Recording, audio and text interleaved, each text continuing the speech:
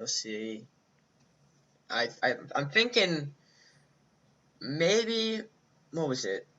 Monster decks. I think maybe Crusaders and something else. I mean, I've been running with this. I've been running Crusader and Warlock.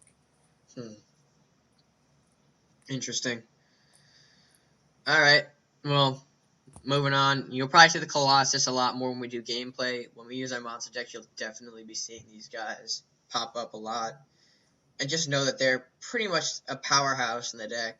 I mean, they look harmless now, but they will become powerhouses later on. Heal. It's kind of been changed. Its healing has been increased, and its cost have been increased. Pretty much overall, though, it's the same card. Path of Eternity. Draw 2 cards. If either card is a dragon, its cost is reduced by 1. This is a very risky card. This is like, if you need the dragon, you need it now. Um, Very risky though. And its cost has been reduced to by 1. So even if you draw the dragon, you may not be able to play it. So definitely a very risky maneuver to play. I wouldn't recommend playing this in the dragon deck, but if you feel like you can use it, then by all means go ahead. Moving on to Reckless Knight, you've probably seen this again. It's one of the cards that has been hidden in the AI of single player. Its charge ability is definitely damaging. Its attack 3, health 5, cost of 3. If you've seen it in action, nothing really to explain there. You haven't. It's basically an early unit rush. I think that's basically the new paladin right there for you. It's a knight too. So that knight archetype will definitely be seeing those cards in the deck. School of Knowledge has not changed. Its health, though, like all other buildings, is reduced to 3. Swift Justice, this card is now kind of balanced out in my opinion. It used to cost 1 gold and deal 4 damage to a damaged unit.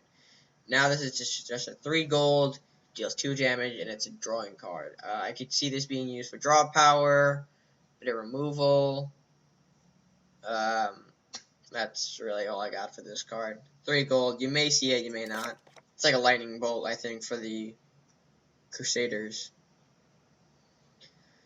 Banners of Justice, an epic.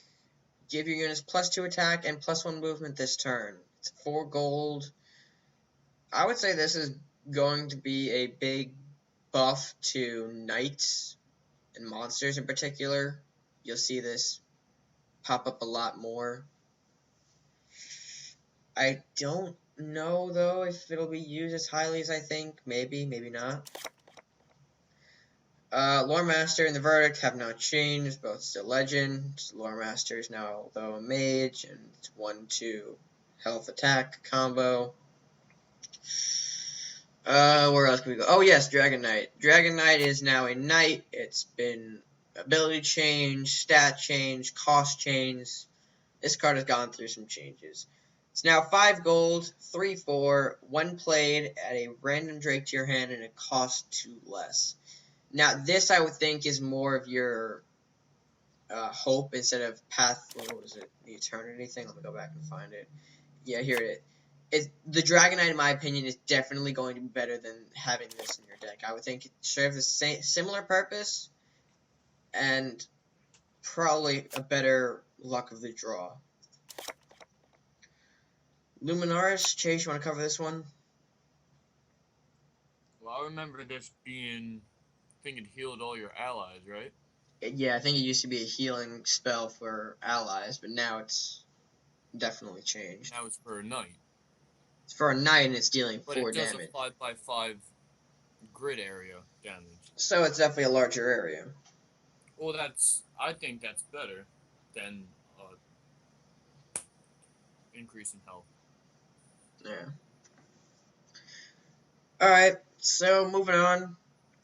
We have the Zealous Knight. What do we have to say about this? Definitely being changed. I think, yeah, this was the cleric originally. You can see it's definitely changed now. Deal 1 damage to nearby enemies and 1 healing to nearby friendlies. It's sort of like it has the ability of blinding Aurora already, but now you're just seeing it in action already on the Zealous Knight. You get 1 damage to nearby enemies and 1 healing. Yeah. So, it basically has the ability of blinding Aurora. You might see this with Knight. You'll most likely see this with other Knight decks. It is an epic though, so we'll see how it is to pull. Moving on, if you have seen the App Store, I think... Oh no, not the App Store, I'm sorry.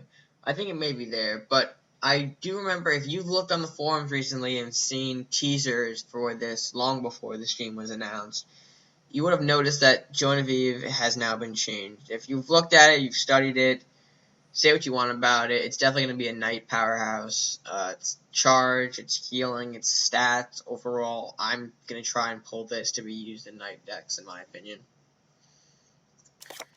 Alright, anyway, moving on. Monk has not changed. Search for the Truth. This is another one of those risky cards that, you know, it really is make or break at that point for your, a win or loss. Draw 3 cards, any dragons that you draw can be played for free. Now, it definitely is a higher chance, and I like how it's free, so if you draw that, you're kind of like saved. But still, it's a risky maneuver similar to Path of Eternity. You're just hoping that you're drawing and seeing you pull a dragon. Jarmuth, then, of course, I think maybe his thing has been reduced to 7 instead of 8, but otherwise he's still the same. And those are the Crusaders. Moving on to Pirates now. Dragon's Horde has not changed. Merchant's Favor has not changed. Bridge Troll has. I know we've only seen him. You may only have 1 copy of this card. It's been released, I think, in 1 tournament mode so far. But now we're not gaining gold. You're just strictly losing gold the next turn. Not really much to say. Its stats are still the same. Its cost is still the same. It's a rare card now, so you'll probably be able to pull it a bit easier. Cursed Pirate. Chase, you want to handle this? Cursed Pirate, he was pretty much the basic runt of the pirates that you throw out, well, that I would use as like defense for one of my bigger troops. He's definitely, now he has changed to gain +2 attack at the end of the turn. I think he's more of like the undead, which actually another archetype we found, the undead. You'll be seeing that with zombies, with these. They're kind of like your basic troops. More like these guys will come in packs and armies and whatnot. So you'll definitely have to be ready for that. That's why the stats are a little bit lower. Alright, moving on. Ship of the Damned. Just adding 3 of those cursed pirates you saw before to your hand. Definitely going to be damaging if you want to summon out a horde of them. I guess hordes are going to be popping up a lot similar. I know there's also a card that does the similar things to zombies. So, well, say you have 10 gold, and you can have up to 3 Ship of the Damned. So that would give you 9. So then you'd be able to play 7 Cursed Pirates that turn. Yeah. And I'll gain 2 attack at the end of that turn. So, definitely a big card to be using in these horde decks. Moving on to Smuggling Ring. It has been dramatically changed. It used to be very good. I know I used to run it when you're trying to gain a lot of gold. This would be the ideal choice to run in those greed decks I've been talking about, but its ability has been changed. It's now 1 gold instead of a 0. You gain 1 gold, which still, it's going back to the roots of gaining gold, but you're adding a random spell costing 2 or less to your hand. Now that can mean any spell. Definitely risky if you're running certain cards and you want certain draws. I mean, I guess you could run it with the focus spell decks. Excuse me, and a couple of other things. But other than that, I don't know if Smuggling Ring is a good choice. I know I run it, but that was because I used to think its ability would be the gaining gold and whatnot. But we'll see. Knockout. Where do I start? Return a target to your hand. Return target 5 or that.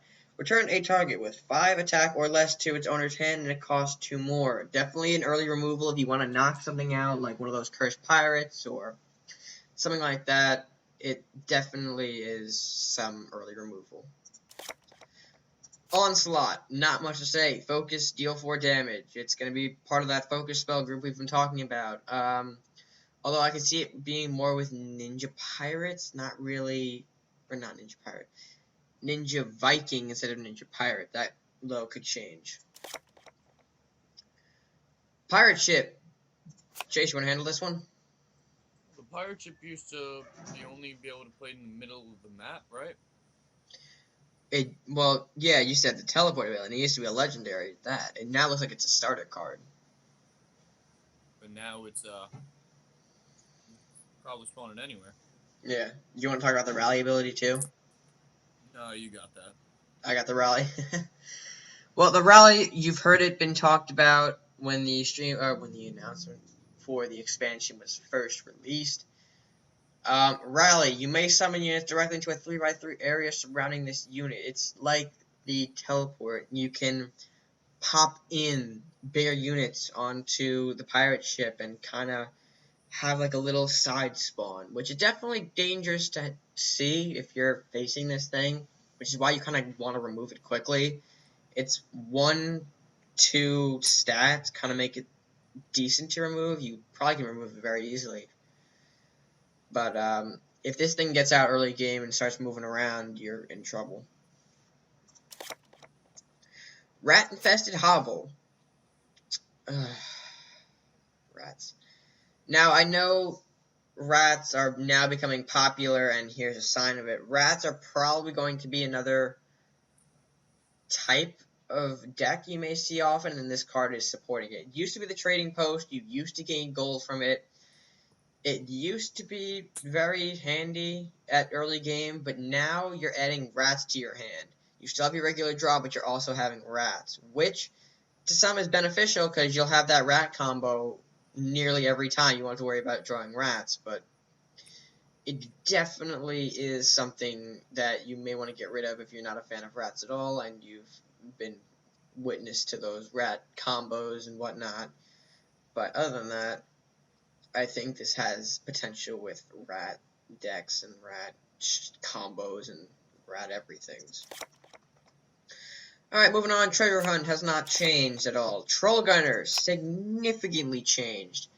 2 gold, 2 1 stat, and when played, gain 1 gold. Now, I don't know. This is probably focusing around the greed mechanic I've told you about. I use this card with my greed decks. They are kind of nifty in a little situation like that, or definitely from early game you have arranged out. Early damage, early removal, whatnot. So I would say this card is pretty useful in a pirate deck.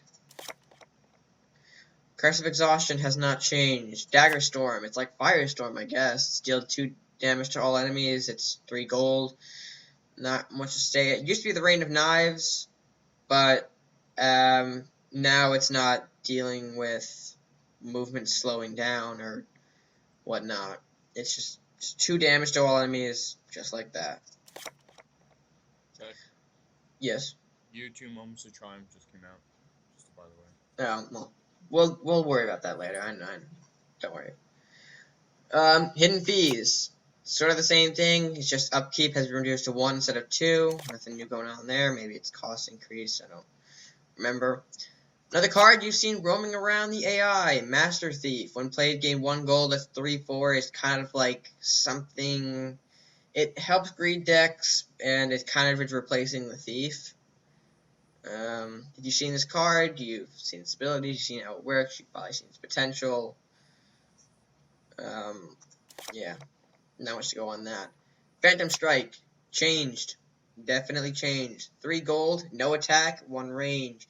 It's still useful, giving a melee unit that range. The attack was also nice, but I guess now what you have, and you're just getting the range at that point. Plunder. Let's see.